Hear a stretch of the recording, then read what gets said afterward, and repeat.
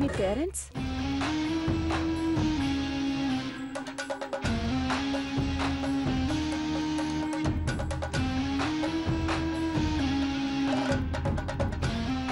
Father బయటికి వెళ్లారు, mother చనిపోయారు.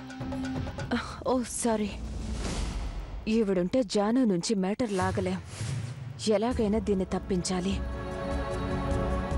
జాను, ఆఫీస్కి వెళ్ళాలన్నావు కదా, లేట్ అవుతుంది, బయలుదేరు. అవునక్క. I'm sorry. నేనొచ్చి మీ వర్క్ డిస్టర్బ్ చేసినట్టున్నాను. అబ్బే అదేం లేదండి. ఈసారి ఫ్రీగా ఉన్నప్పుడు వచ్చి కలుస్తాను. బై ద వే, మీరు కూడా తప్పకుండా మా ఇంటికి రావాలి. తప్పకుండా వస్తుంది. మీరు చెప్పే జవాబును బట్టి మీ ఇద్దరి రిలేషన్ ఎంత గొప్పదో అర్థమవుతుంది. నాకు అన్నీ మా అక్కే అని మీ చెల్లెలు ఇప్పుడే నాతో చెప్పింది. మిమ్మల్ని చూస్తుంటే నాకు చాలా హ్యాపీగా ఉంది. ఏ చెల్లెలకైనా మీలాంటి అక్క అండ తప్పనిసరిగా ఉండాలి. Of course. కానీ నేను మా చెల్లికి కవచం లాంటి దాన్ని.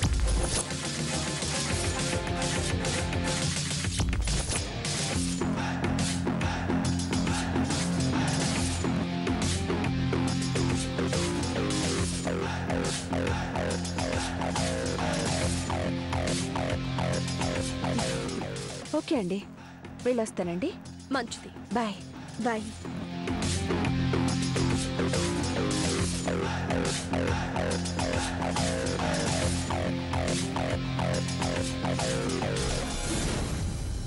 బాయ్.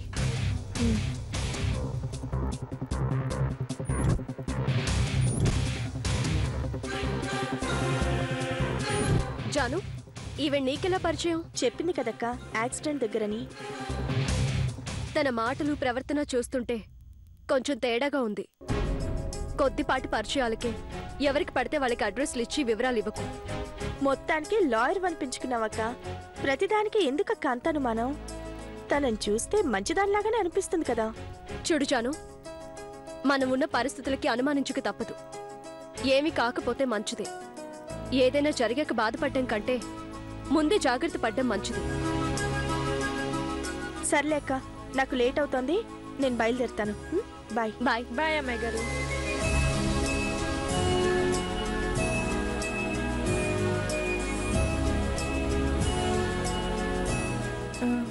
అమ్మాయి గారు, ఈవిడి గారిని చూస్తుంటే నాకెందుకో అనుమానంగా ఉందండి. ఎందుకే? ఈవిడి గారి మాటలు అచ్చం దేవ్ గారి మాటలాగే ఉన్నాయి.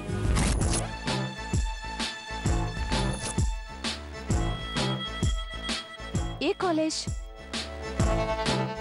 మీ పేరెంట్స్?